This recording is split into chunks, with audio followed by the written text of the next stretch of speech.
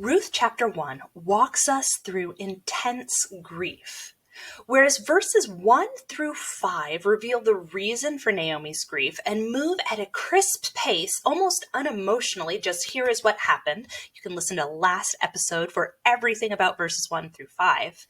The rest of Ruth chapter 1 slows way down so that we cannot help but feel the intensity of the loss and emotion going on in these women's lives. Today we will be looking at the story of Ruth and Naomi as they move from Moab back to Bethlehem and set up a new household as two widow women. To begin with, I'm going to read for you my translation from the Hebrew so that we can immerse ourselves in the feeling of this story, trying to bring out some of the Hebrew highlights like name meanings, which we talked about last time as we go through.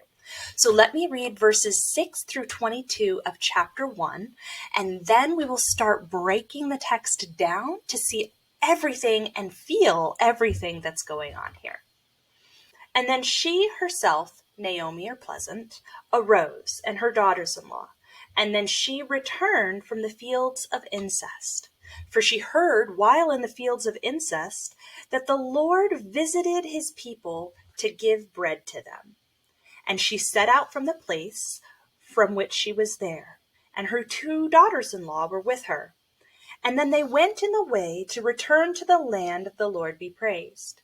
And then Pleasant said to her two daughters-in-law, "Go, return each woman to the house of her mother. The Lord will do faithfully with you, even as you did with the dead and with me. May the Lord give to you, and may you find rest, each woman in the house of her husband." And then she kissed them, and then they lift up their voice, and then they wept, and then they said to her, "We will remain with you and your people." Then Naomi said, "Return, my daughters. Why would you go with me? Will there again be to me sons in my womb, that they could live to be your husbands? Return, my daughters. Go, for I am too old to have a husband. For even if I say, 'There is hope for me also,' tonight I will be with a husband, and then I bore sons. Would you wait until they grow up? Therefore would you shut yourselves up to not belong to any man, my daughters? It is bitter, more bitter for me because of you. For the hand of the Lord went out against me." And then they lifted up their voices, and they wept again. And she kissed Turnbull, but Refreshing Friend clung to her. And then Pleasant said, "Behold, your sister-in-law has returned to her people and her gods. Return after your sister-in-law." Then Refreshing Friend said, "You will not entreat me to leave you, to return from after you.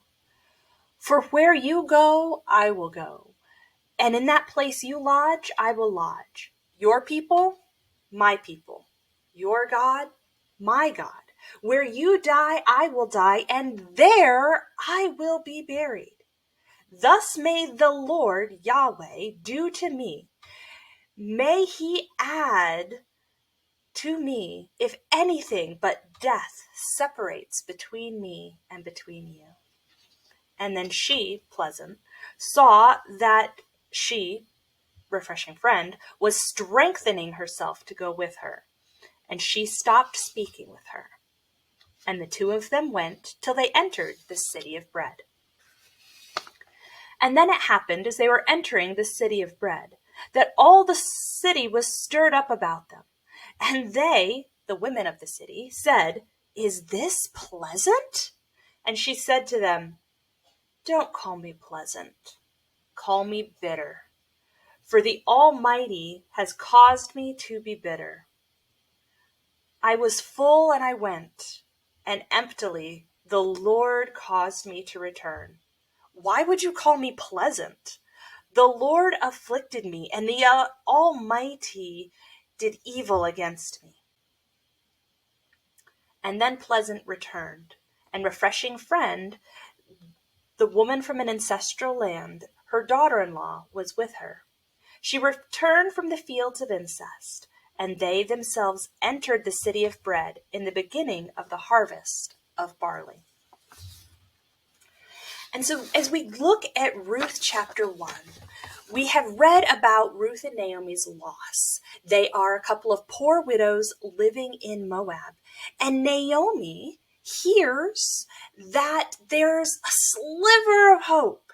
She hears that the Lord has visited his people. He's come to take care of them. It's not visiting as in your relative from out of town who just stops by for a couple days, but it's visiting as showing up finally to take care of someone. So she's in Moab, maybe staying in a rented house or wherever they were. Perhaps she's been evicted and she's just trying to figure out what to do as a widow.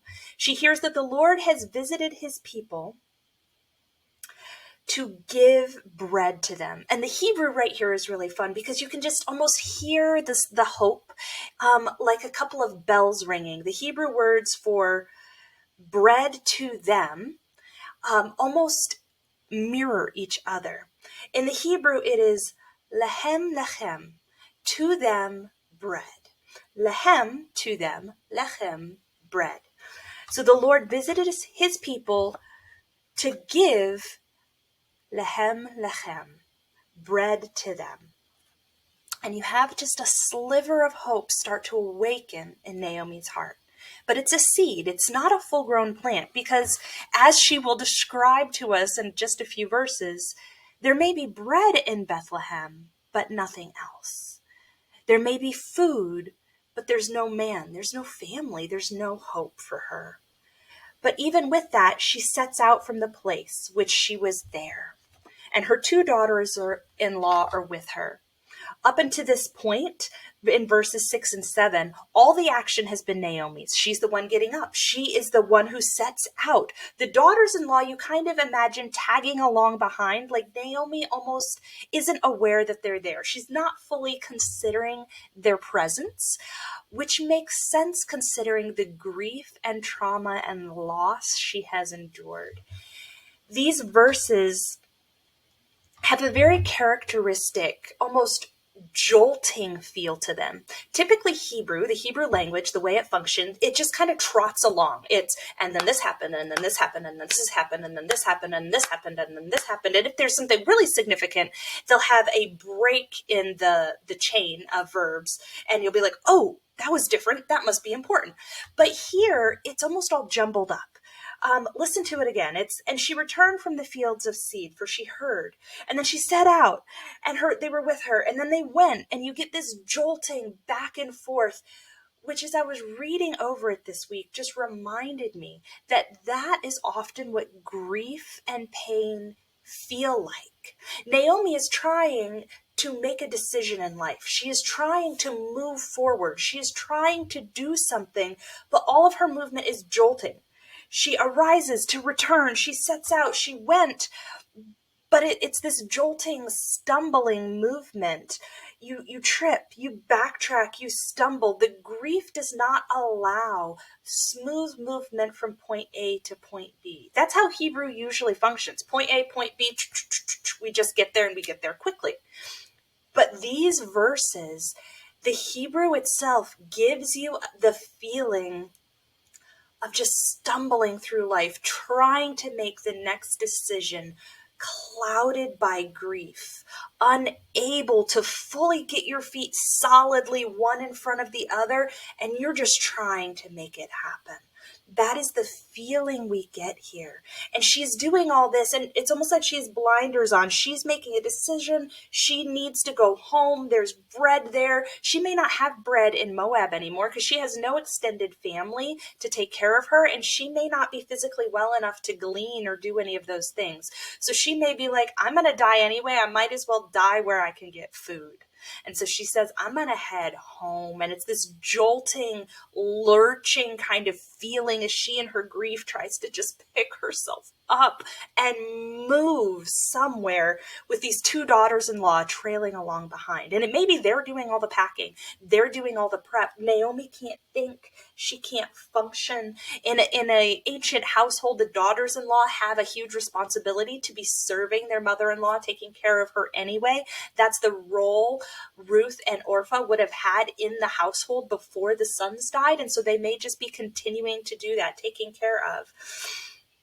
And then the end of verse 7, finally the girls, Ruth and Orpah, their action is involved. Naomi, she's the one who arises. And the Hebrew even emphasizes that. It says she herself arose. It's not they arose, it's she arose. She returned. She set out, and they're with her. But then finally, the very last phrase of verse 7, and then they, all three of them, went to return to the land. So finally, it's almost like the daughters have caught up. In my mind, I picture it, Naomi's just getting up and she's desperate and she's just blindly trying to get home. She's just going forward and the daughters are running behind her with all the suitcases, and finally they catch up. So they are all moving towards the land of Judah. Now let's pause for a moment and think about this geographically, because I'm describing it like they're just picking up and moving next door, but that is absolutely not the case going on at all. Let's look at it on the map a little bit to see what this would have looked like for them. So let's talk about the geography here for what Ruth and Naomi are experiencing. If you are listening on the podcast, you can just listen along. If you are on YouTube or want to go watch this on YouTube, I will draw it out for you so that you can see what is happening geographically for Ruth and Naomi. When we think about the geography of Israel, my Hebrew professor always said that you have a raisin, a rope, and a peanut. If you think of a raisin, a rope, and a peanut, that would be the Sea of Galilee is the raisin, the Jordan River is the rope, and then the peanut is the Dead Sea. You also have the Mediterranean Sea off to the west. Jerusalem is about 1/3 of the way between the topmost point of the Dead Sea and the Mediterranean Sea. Bethlehem is just slightly below that. Jericho is partway between Jerusalem and the Dead Sea, right off that corner. And then Moab is in the southeasternly part on the other side of the Dead Sea. And so Ruth and Naomi are in Moab. Now, there are mountain ranges in Israel. So Bethlehem and Jerusalem are at the pinnacle of some mountain ranges. There's also plateaus on the eastern side of the Dead Sea where Moab is.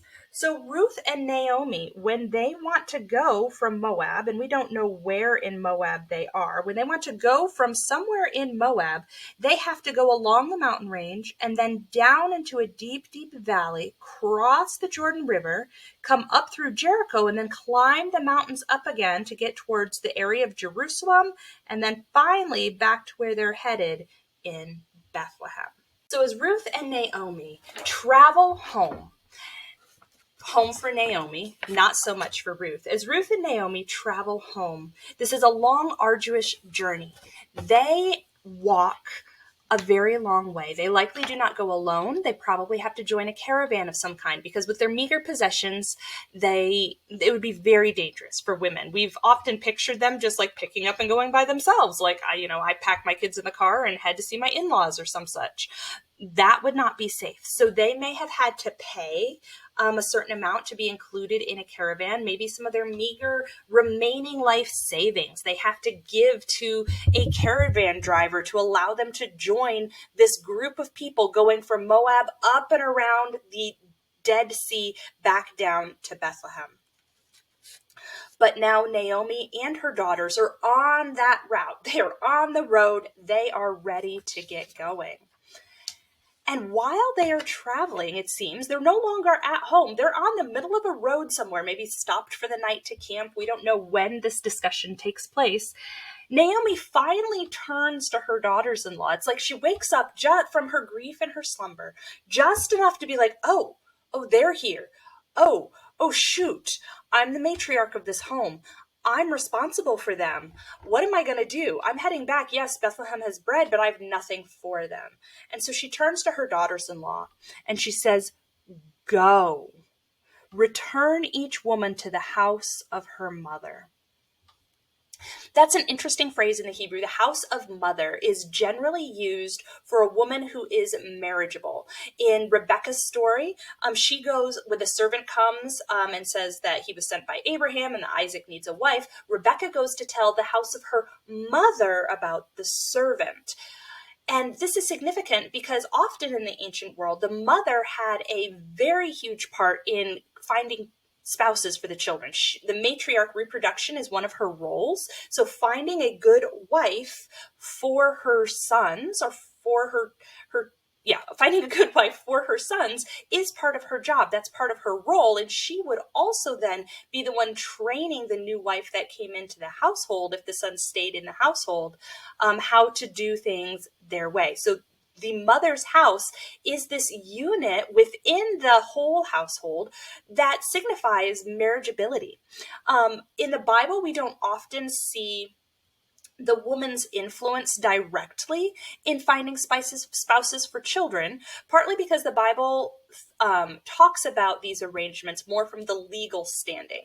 So imagine with me, it's the mother who's at social gatherings. She's scanning all the eligible young ladies. She's seeing them all. Okay, yep, she seems really good. Then she goes to her husband, which he may be feeling out some of the parents and things as well, but the mother's like, yes, Ruth is a good girl. I think she would be good to go with my husband. And then the husband will go to Ruth or whoever's father, and he'll make the legal arrangements. But Mama did a lot of the groundwork. Mama was in Daddy's ear saying, this is a good match. The family's good. Everything's good. She has high character. She's a good girl. The mother has a huge influence. It's not that men are buying and trading women, as we've sometimes been told. There's family allegiances, family alliances here.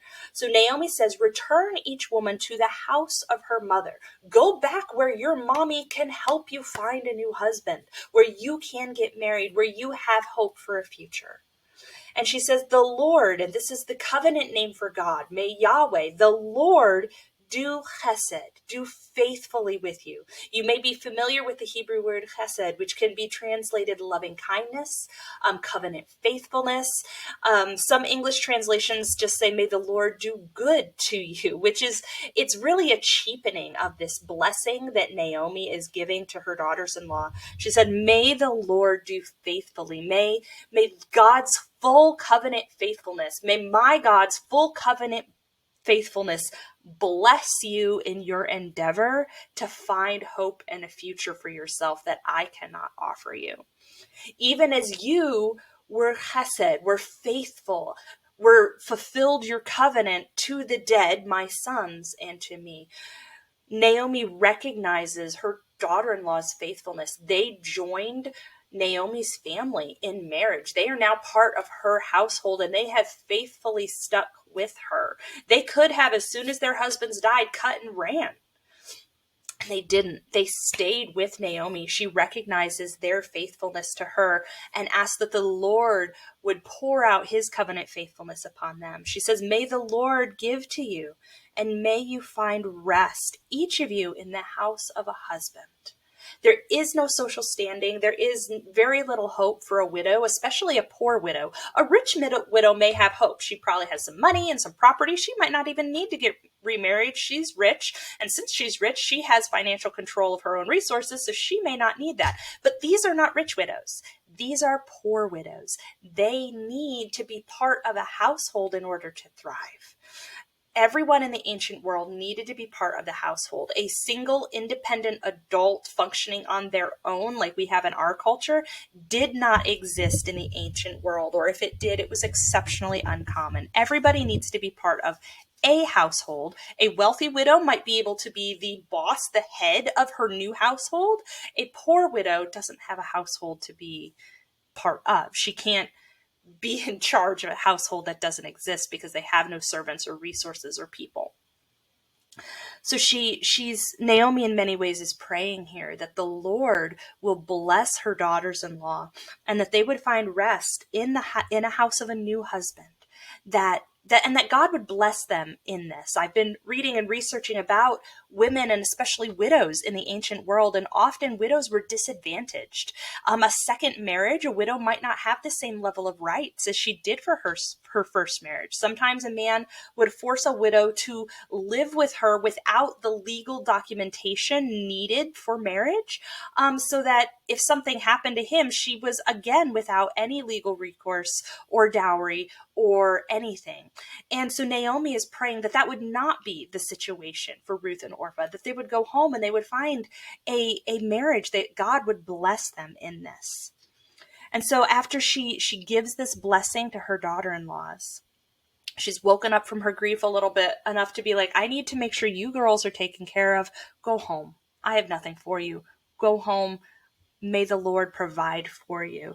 And she kisses them and they lifted up their voice and they weep. You see this deep affection between Naomi and her daughters-in-law. They cannot bear to be apart. They are so heartbroken and they weep. And then the daughters-in-law said to Naomi, for we will return with you to your people. Now, we don't know how much of that was completely honest, at least on Orpah's part, because in these ancient cultures, there's a lot of, and in these honor shame communal cultures, there's a lot of negotiation and back and forth. You don't say no directly, and you don't accept an offer like this immediately. You push back and forth. Even if you intend to accept the offer, you kind of negotiate it a little bit. So that may be what's going on here. But you still sense with all, she kissed them, they lift up their voice, they wept, they refuse. There's this deep and abiding affection. And they say, well, we will return with you to your people.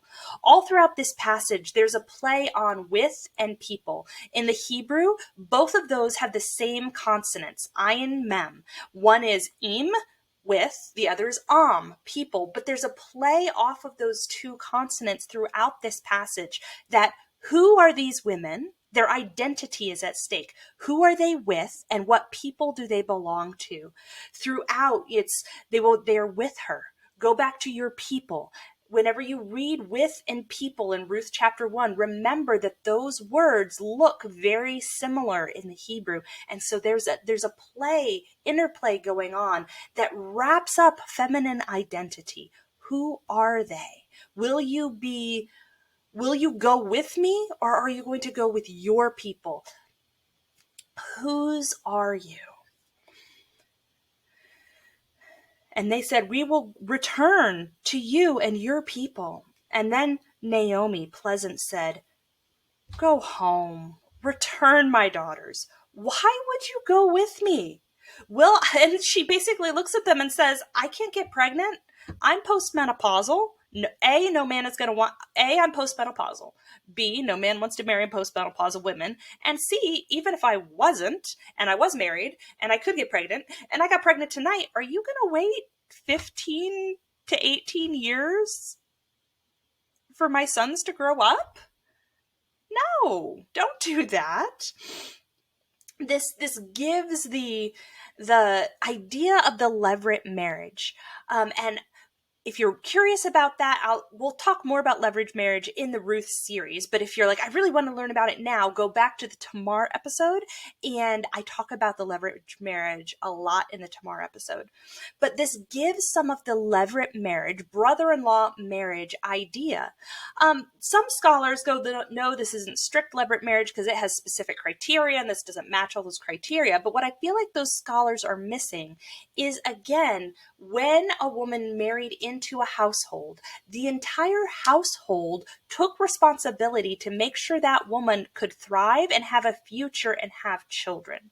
So Naomi, even though this doesn't technically fit the criteria of levirate marriage in Leviticus 25 and Deuteronomy 25, even though this doesn't fit those specific criteria, Naomi understands her cultural responsibility to provide husbands and future for these women. And she is saying to them, I absolutely cannot do that. I have nothing for you, which I imagine was grief upon grief upon grief. She has lost her husband. She has lost her sons. And now she is losing the daughters-in-law who she seems to have a beautiful relationship with. Even today we joke about the relationships between mothers and daughters-in-law. Naomi's and her daughters-in-law, they seem to have this deep emotional bond, which also makes sense when they've walked through deep loss together and have chosen to stay together in the midst of it. Naomi looks at them and says, go, for I'm too old to have a husband. I'm not going to have any more kids, and you're not going to wait till they grow up.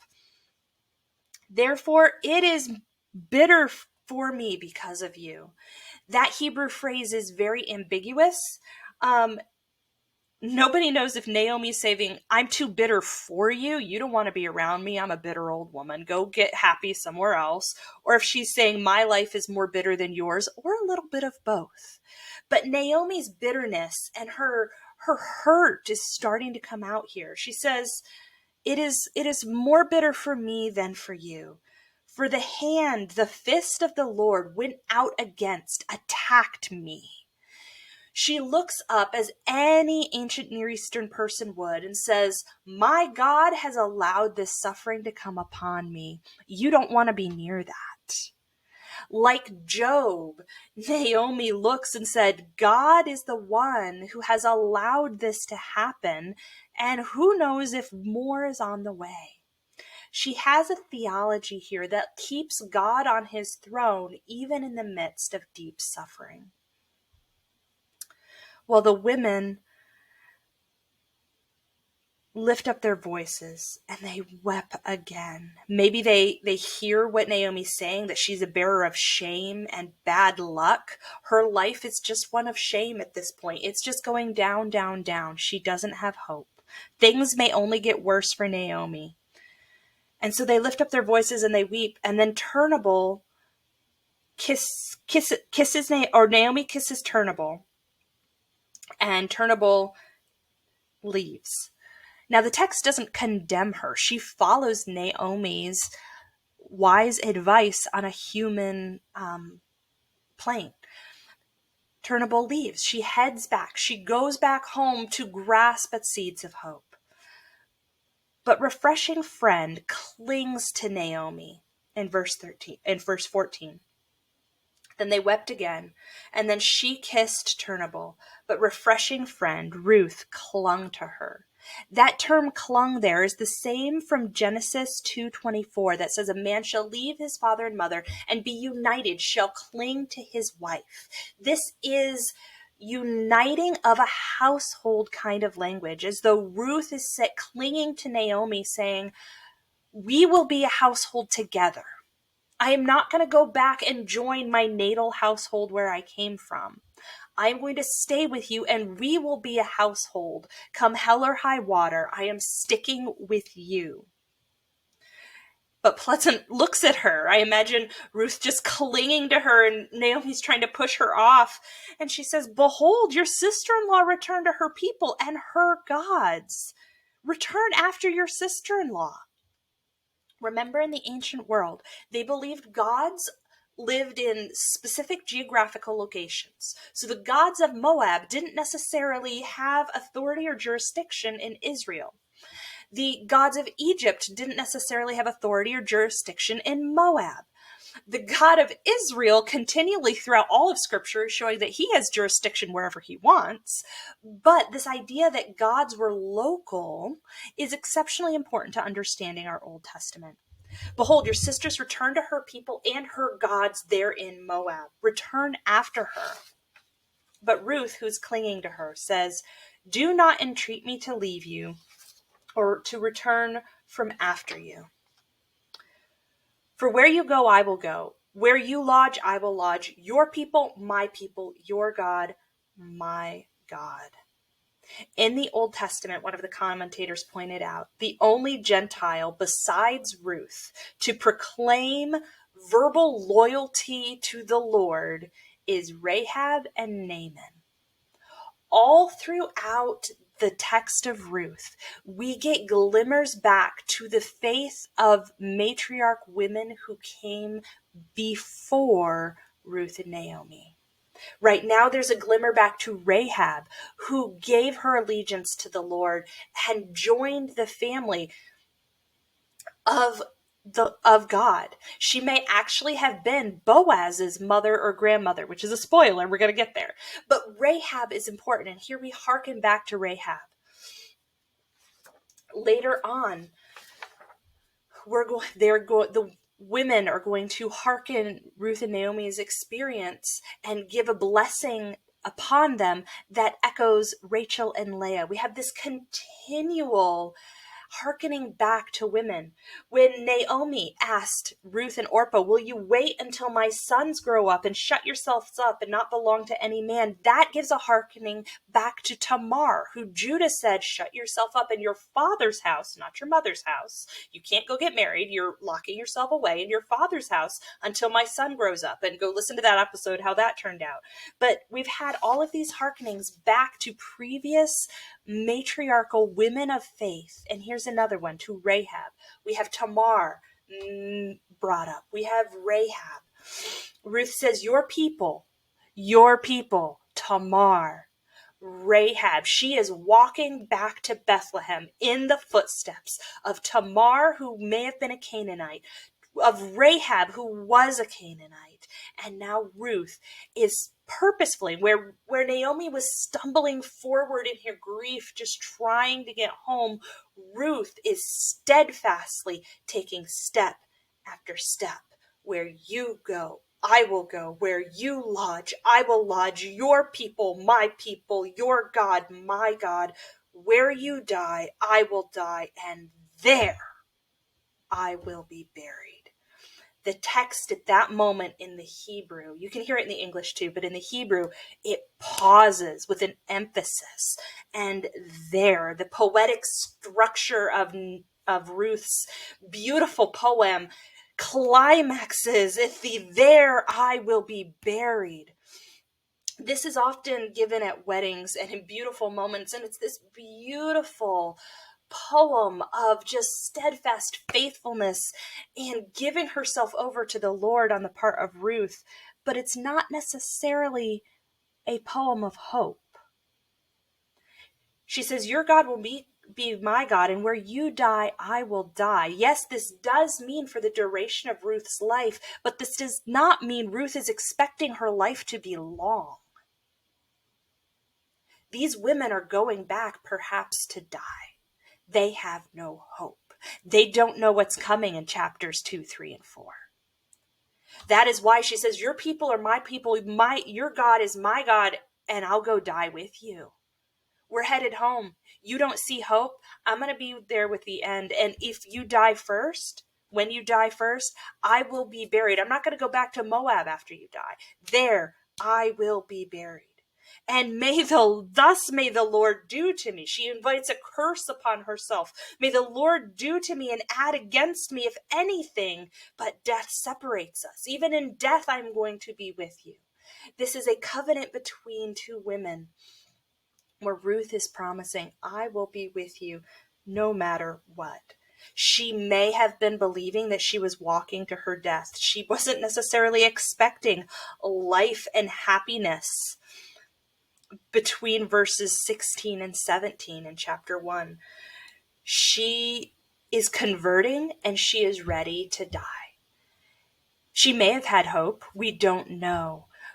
But we know their situation is dire. We know they don't have much going for them. And Ruth has faith. After Ruth completes her poem, nothing but death will separate you and me. And even then, I'm going to be buried next to you. And then she, Pleasant, saw that Ruth was strengthening herself to go with her. Ruth in this book, I absolutely love her because she is a strong woman. Ruth pushes back She says, no, I am not going to do that. No, this is not what we're going to do. Yes, I am going to adopt your God. We don't know what kind of religious practices Naomi had, whether she kept worship of Yahweh alive in her home while they were in Moab. We don't know, but we know that Ruth got enough that she decided to pledge her allegiance and change her nationality from Moabite to Israelite, in that she wants to be part of God's people. But remember, we talked about this last week, the law in Deuteronomy that said a Moabite cannot be part of the congregation of Israel, i.e. go to the tabernacle or temple to worship for 10 generations after conversion. So even if Ruth joins the people of Israel, she is still exceptionally limited, and her children and her children and her great-grandchildren, David, are limited, Solomon, are limited in what they can do and whether they can go to the temple or tabernacle to worship God, which is part of the problem that the book of Ruth, I believe, is answering for us. So then, after Naomi hears Ruth's entire speech, she stops speaking with her. Again, in the Hebrew, there's a tension in this phrase. We're not sure if this is kind of an abandonment. Naomi's just like, I'm not talking to you anymore. Fine, you can come along. Or if it is a peaceful, relaxed, I'm not going to argue with it anymore. Let's walk hand in hand towards Bethlehem. We don't know the attitudes behind it, but we know that Naomi is still in a place of deep sorrow. Because as the two of them went on and they enter the city of bread, again, that hope, it's sparkling around the edges of the text. They enter the city of bread, and then it happened. As they were entering the city of bread, that phrase, and then it happened, kind of a new scene. If we're watching a play, the scene closes, they continue on the way, new scene, they enter the city of bread. And the city was stirred up about them. Everyone in the city, somebody news, we're dealing with a small town. There's not a lot of people here. Naomi comes back. Perhaps her house has been vacant for years. Maybe squatters are living in the house. Maybe Elimelech's fields have been without anybody using them, or maybe somebody has been using them just because they were there. We don't know the situation of their land, but Naomi's coming back, and they recognize, is this Naomi? And the entire city is stirred up. They're happy. They're joyous. The women are whispering, is that Naomi? Is that Naomi? Oh my goodness, my best friend's back. Naomi. And so the women of the city say, is this Pleasant? They're so excited. Pleasant has returned. And she looks at them. I see tears welling up in her eyes. And she says, don't call me Pleasant. Call me bitter. For the Almighty has caused me to be bitter. For I was full when I left, and emptily the Lord has caused me to return. Why would you call me Pleasant? The Lord afflicted me. He's given evil to me. Naomi just lays it out. I have nothing left. My name once meant pleasant. Maybe she was the life of the party. Maybe she was the one who blessed or gave people things. Often these names show characteristics of the individual. And she says, that's not who I am now. It's all changed. My life has changed. I left a matriarch married to a man who owned land, married to a man who gave me 2 sons. I was a matriarch of a household with sons, and I come back with a scraggly daughter-in-law in tow and nothing else. The Almighty has caused me to be bitter. The word Almighty here is Shaddai, the strong one, the mighty one. It's an archaic name of God used throughout the Old Testament, and one of the commentators pointed out that it can kind of give the idea of the God of the ancestors, our ancestral God. This isn't the covenant name of God. the Lord, Yahweh. This is an ancestral name, the Shaddai, the archaic name, God of our ancestors, has caused me to be bitter. He has brought evil against me. Naomi's theology matches that of the ancient Near East. In the ancient Near East, they believed that if something bad happened to you, it was because your God was mad at you. Naomi is echoing this. It's along the same lines as Job. When his entire life falls apart, Naomi is in many ways a female Job. Her whole life has fallen apart. And she says, the Lord did this. And just like with Job, we as the readers and the original audience of the text does not get an answer as to why. Why did God cause? Why did God allow this evil to happen to Naomi? Did God cause it or did he allow it? These questions are not answered in the text because the text doesn't want us focused on why did God do this in the past.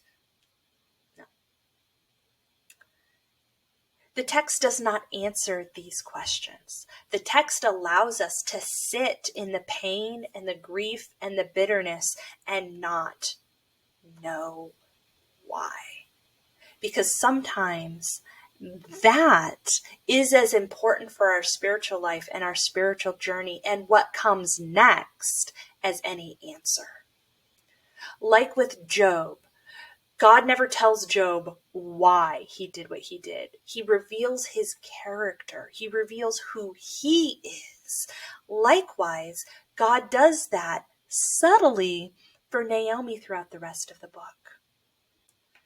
She says, the Almighty, Shaddai, has brought evil upon me.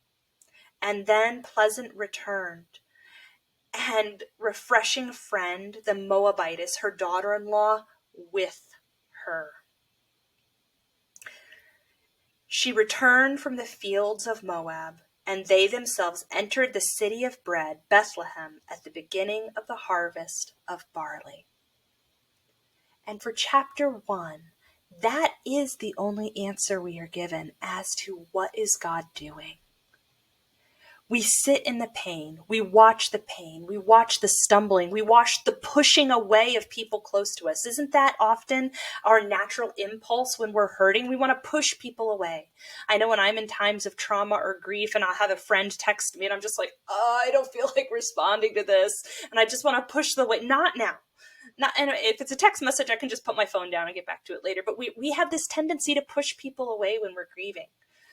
We've seen Naomi do that. She tried to send the daughters away, partly out of obligation for their good, but partly she's just in this grieving, pushing away. The women come, Naomi, Naomi, and she's like, no, don't even call me by my name. She's in this pushing away. She's grieving. But the text will not let us give up hope. Verse 22 echoes back to verse 6 that says she arose and returned from the fields of Moab. And so now this chapter finishes saying she returned from the fields of Moab. Everything that happened in between. She arose with her daughters-in-law, verse 6. She returned from the fields of Moab. Verse 22, Naomi returns. Her daughter-in-law is with her. Same state of mind, same people with her. She returns from the fields of Moab. They enter the city of bread at the beginning of the harvest of barley. Just like Lechem, he gave bread to them. Now there is a harvest of barley. God is providing for his people, and his continued presence and provision is the hope in this moment. Naomi doesn't know what's going to happen next. Ruth doesn't know what's going to happen next.